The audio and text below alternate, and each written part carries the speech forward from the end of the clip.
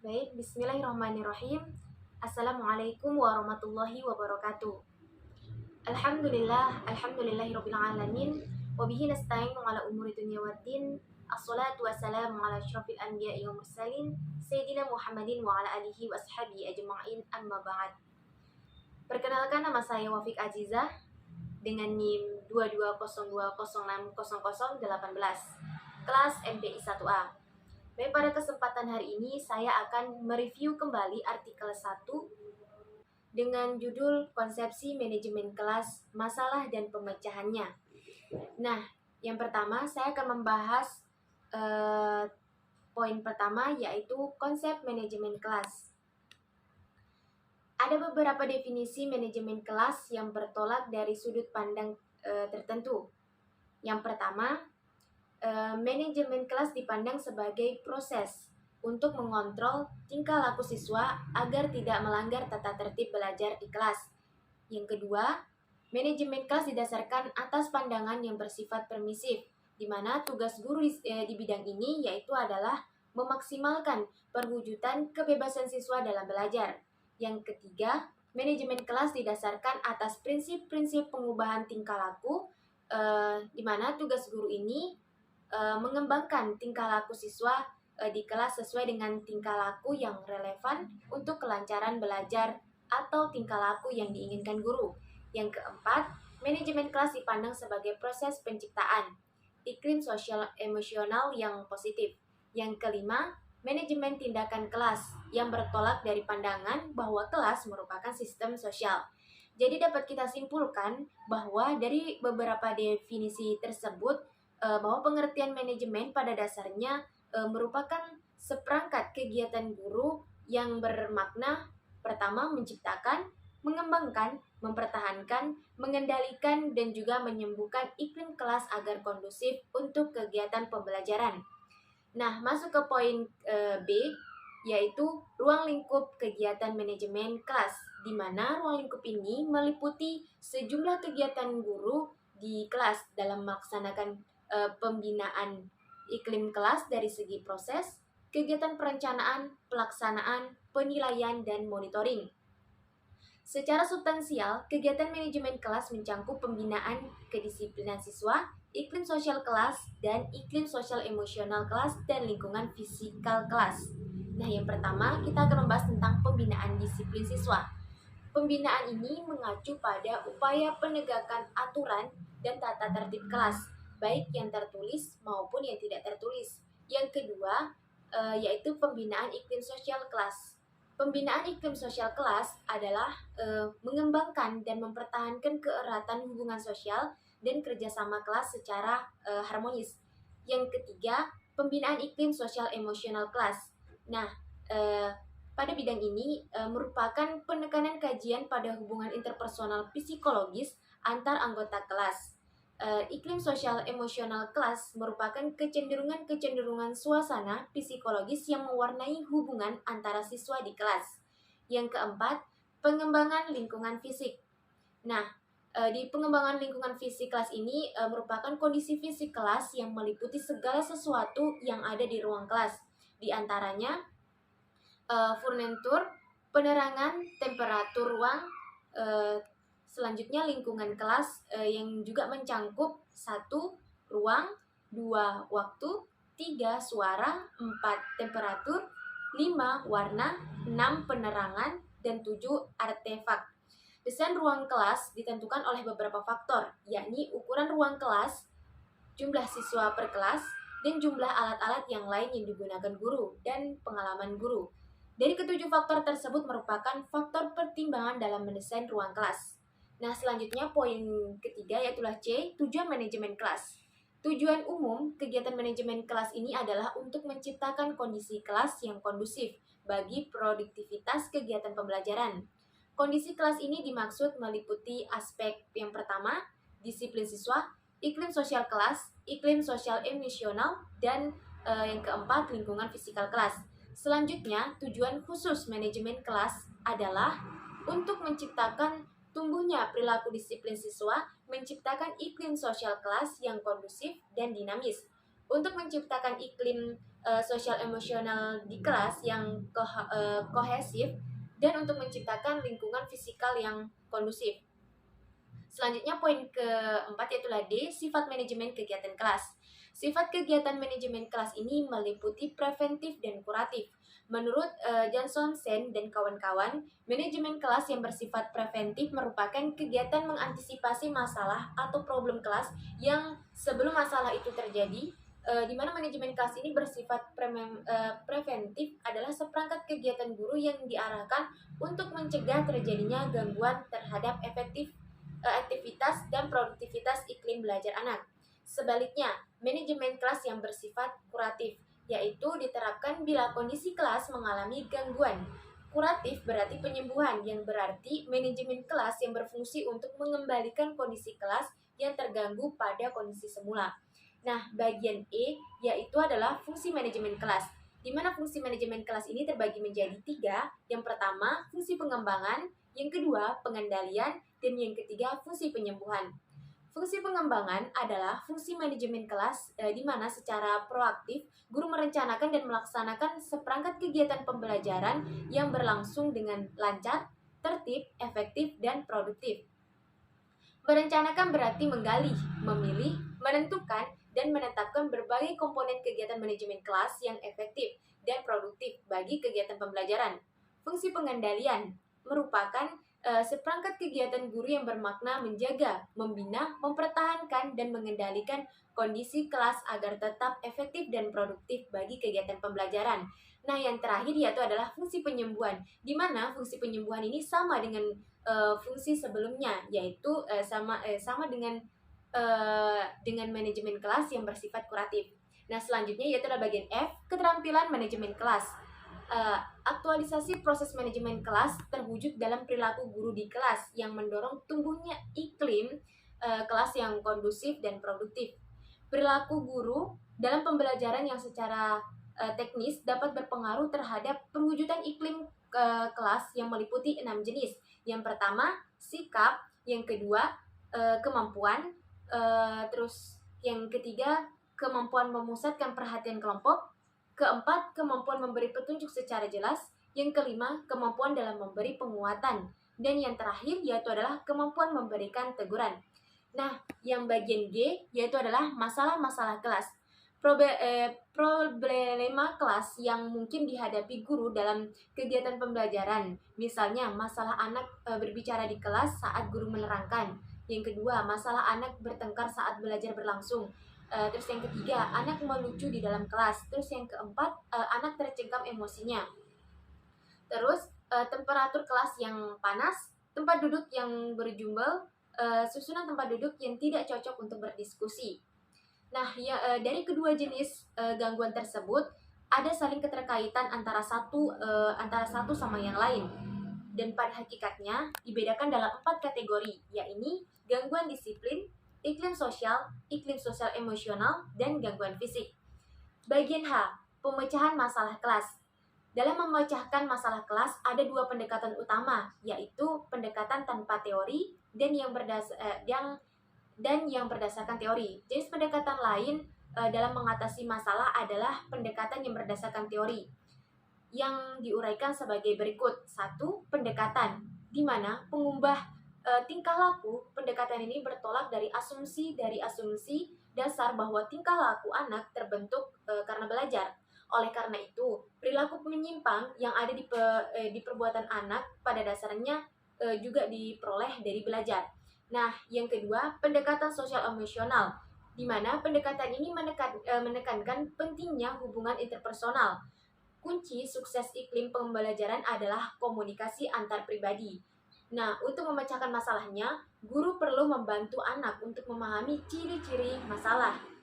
Ini artinya, menurut pendekatan sosial emosional, jika ada masalah iklim pembelajaran, maka siswa sendiri yang harus memecahkannya, sementara guru hanya membantu. Hal penting dalam memecahkan masalah tersebut. Baik, selanjutnya saya akan mereview kembali artikel 2 dengan tema konsep manajemen kelas dan implikasi dalam pembelajaran. Bagian A, konsep manajemen kelas dan implikasi dalam pembelajaran. Pendidikan guru di Indonesia, pendekatan PGBK atau Pendidikan Guru Berdasarkan Kompetensi, Departemen Pendidikan dan Kebudayaan. 1980 merumuskan 10 kemampuan yang harus dimiliki oleh seorang guru, yaitu yang pertama, menguasai bahan ajaran, yang kedua, mampu mengelola proses belajar mengajar, yang ketiga, mampu mengelola kelas, yang keempat, mampu menggunakan media atau sumber belajar, yang kelima, menguasai landasan pendidikan, yang keenam, mampu mengelola interaksi belajar mengajar. Yang ketujuh, mampu menilai prestasi siswa dalam proses belajar mengajar. Yang kedelapan, mampu melaksanakan program bimbingan dan penyuluhan. Yang kesembilan, mengenal dan melaksanakan administrasi pengajaran. Yang kesepuluh, memahami prinsip-prinsip dan penafsiran hasil-hasil penelitian pendidikan. Selanjutnya, poin kedua yaitu bagian B, manajemen kelas dalam pembelajaran. Yang pertama, pengertian pembelajaran. Proses pembelajaran adalah suatu usaha untuk membuat siswa belajar sehingga situasi tersebut merupakan peristiwa belajar, event of learning, yaitu usaha untuk terjadinya perubahan tingkah laku dari siswa. Adapun pengertian pembelajaran itu sendiri adalah kombinasi yang tersusun meliputi unsur-unsur manusiawi, material, fasilitas, perlengkapan, dan prosedur yang saling mempengaruhi untuk mencapai tujuan pembelajaran. Jadi dapat kita simpulkan bahwa pembelajaran merupakan aktivitas interaksi edukatif antara guru dan peserta didik dengan adanya didasari oleh tujuan baik berupa pengetahuan sikap maupun keterampilan. Kedua, manajemen kelas. Manajemen kelas ini merupakan kemampuan mengelola kelas yang dimiliki oleh seorang guru, karena pembelajaran adalah proses membantu siswa belajar yang ditandai dengan perubahan perilaku baik dalam aspek kognitif maupun psikomotorik. Aspek kritis keberhasilan manajemen kelas terletak pada penggunaan pendekatan-pendekatan dan teknik disiplin dan kontrol kelas. Yang ketiga, berbagai pendekatan teknik disiplin dan kontrol kelas. Nah, menurut Binks and Telfer, guru dapat memilih pendekatan yang berada pada dua kubu yang bersifat ekstrim, yaitu Hing struktur dictation dengan Low struktur dictation. Pada dasarnya, akan bertumpu pada tiga tingkatan pendekatan yang terdiri dari hal-hal behavior modification yang difokuskan pada pembentukan perilaku yang pada umumnya dilakukan melalui berbagai reformas, sedangkan accessive discipline difokuskan pada guru. Nah, di kelas melalui konsekuensi perilaku siswa yang disebut sebagai pendekatan holistik. Selanjutnya, model disiplin ketiga ialah psychoanalytic approach, di mana di sini guru berusaha mencari apa yang menjadi penentu perilaku salah satu main behaviors tersebut. Nah, tujuan umum pendekatan ini adalah membentuk siswa memperoleh insting dalam pola-pola perilaku mereka. Baik, berdasarkan hasil review dari artikel kedua ini dapat kita simpulkan bahwa pembelajaran akan terus berlangsung dalam suatu adegan kelas, di mana menjadi wahan bagi berlangsungnya pembelajaran yang efektif. Manajemen kelas selalu dituntut pada setiap sesi pembelajaran, dan manajemen kelas berupaya membentengi pembelajaran agar dapat berjalan sesuai dengan tujuan yang diharapkan. Sulitnya mengelola kelas, maka terdapat berbagai pendekatan dan teknik pembelajaran yang dapat digunakan sebagai kontrol dalam pelaksanaan manajemen kelas. Baik, selanjutnya saya akan melanjutkan mereview kembali artikel 3 dengan tema manajemen perilaku kelas, yaitu solusi kesalahan umum dan apa yang harus dilakukan. Jadi kesalahan pertama, mendefinisikan kelakuan buruk dengan tampilannya. Mendefinisikan kelakuan buruk oleh bagaimana tampilannya hanya memberi kita gambaran perilaku yang tidak lengkap. Misalnya, seseorang yang tidak memiliki tugas adalah masalah kelas umum. Jika mereka tidak memiliki tugas karena alasan yang berbeda, pendekatan kita ubah. Perilaku mereka mungkin perlu berbeda. Hanya karena dua perilaku terlihat sama, bukan berarti mereka sama. Kesalahan kedua, bertanya mengapa Anda melakukan itu. Nah, meskipun bukan ide yang baik untuk bertanya kepada siswa, mengapa Anda melakukan itu, tetapi guru harus juga tahu apa alasan dan mengapa mereka melakukan hal itu. Misalnya, jika Andini bermain di mejanya selama pelajaran dan guru bertanya mengapa Anda melakukan itu, ia mungkin mengatakan dengan baik karena pelajaran ini sangat membosankan. Untuk menentukan fungsi perilaku, kita perlu belajar apa yang harus terjadi di kelas sebelum dan sesudah itu terjadi. Adapun informasi ini yaitu prosedur pengumpulan yang disebut dengan penilaian fungsional. Bagian konsekuensi antecedent perilaku konsekuensi atau ABC dapat digunakan sebagai alat penilaian fungsional, di mana bagian ABC memiliki 3 kolom yang telah direkam perilaku dan apa yang telah terjadi sebelum dan sesudahnya. Ketika perilaku buruk terjadi, itu dituliskan dalam kolom perilaku. Lalu, di mana pengamat mencatat apa yang terjadi sebelum atau direkam dalam kolom antecedent, dan setelah terjadinya direkam dalam kolom konsekuensi. Nah, kesalahan ketiga yaitu ketika sesuatu pendekatan tidak berhasil. Nah, cobalah lebih keras ketika pendekatan manajemen tidak berhasil. Kecenderungan pertama kita adalah berusaha untuk lebih keras, di mana pendekatan ini biar pendekatan ini lebih efektif dan lebih sederhana untuk digunakan. Dan buat iklim kelas yang lebih positif kesalahannya. Yang keempat, melanggar prinsip-prinsip aturan kelas yang baik. Peraturan kelas memainkan peran penting dalam manajemen kelas yang efektif. Namun, aturan saja tidak cukup untuk memberikan sedikit pengaruh terhadap perilaku siswa, di mana aturan kelas harus sederhana, spesifik, jelas, dan terukur. Nah, solusi yang kelima yaitu memperlakukan semua perilaku buruk sebagian. Tidak boleh dilakukan ketika siswa berperilaku buruk. Seringkali tampak seolah-olah itu adalah masalah motivasi secara eksklusif. Kadang-kadang ini benar. Pada kesempatan ini kita perlu meningkatkan penguatan untuk perilaku yang tepat dan menghilangkannya untuk perilaku yang tidak pantas. Namun, beberapa perilaku buruk disebabkan oleh kurangnya keterampilan yang tepat, bukan kurangnya motivasi. Nah, untuk solusi kesalahan yang keenam, kurangnya perencanaan untuk waktu transisi. Tanpa perencanaan yang tepat, transisi dapat menjadi salah satu waktu yang paling membuat frustasi dalam sehari bagi para guru. Masalahnya, transisi dapat dikurangi secara signifikan dengan mengikuti beberapa prosedur praktis, di mana juga peran kita sebagai seorang guru selama transisi harus memantau kinerja siswa dan untuk memuji perilaku yang tepat. Selanjutnya, solusi untuk kesalahan ketujuh yaitu mengabaikan semua atau tidak sama sekali. Kita dalam kecenderungan mengabaikan untuk ekstrim dengan mengabaikan hampir semua perilaku buruk atau tidak sama sekali. Tidak ada pendekatan apakah efektif. Sebaliknya, abaikan dengan bijak. Pertama, tidak semua perilaku harus diabaikan. Kita hanya boleh mengabaikan perilaku termotivasi untuk perhatian kita.